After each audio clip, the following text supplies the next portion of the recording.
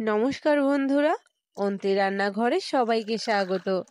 আজকে তোমাদেরকে সম্পূর্ণ ভিন্ন একটি রেসিপি দেখাবো। এখানে আমি আলুগুলো জলে ভালো করে ধুয়ে নিয়েছি। তোমরা দেখতেই পাচ্ছ, এইভাবে আমি আলুগুলো কেটে নিয়েছি। আর এখানে দুটো পেঁয়াজ আর দুটো কাঁচা লঙ্কা কেটে নিয়েছি। এবার কড়াইতে তেল দিয়ে তাতে আমি পেঁয়াজ আর আলুটা ঢেলে দিলাম। এখানে সামান্য পরিমাণে লবণ দিয়ে দিলাম।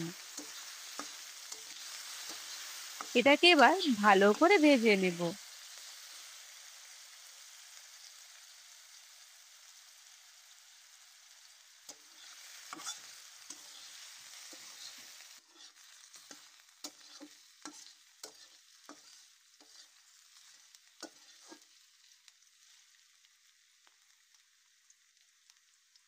এর ভিতরে আমি একটা শুকনো লঙ্কা দিয়ে দিয়েছি।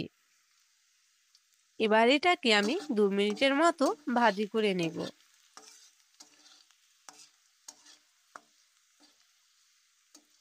এবার আমি এটিকে 2 মিনিটের মতো ভেজে নেব। দেখো বন্ধুরা, আমার ভাজাটা প্রায় হয়ে গেছে।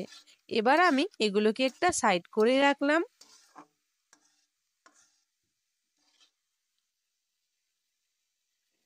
এর ভিতরে একটা দেশি ডিম দিয়ে দিয়েছি।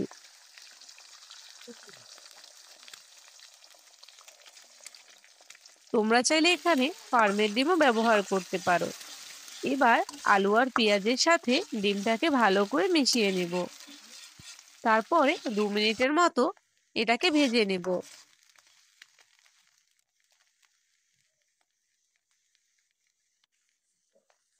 দেখো বন্ধুরা, এটা একদম হয়ে গেছে।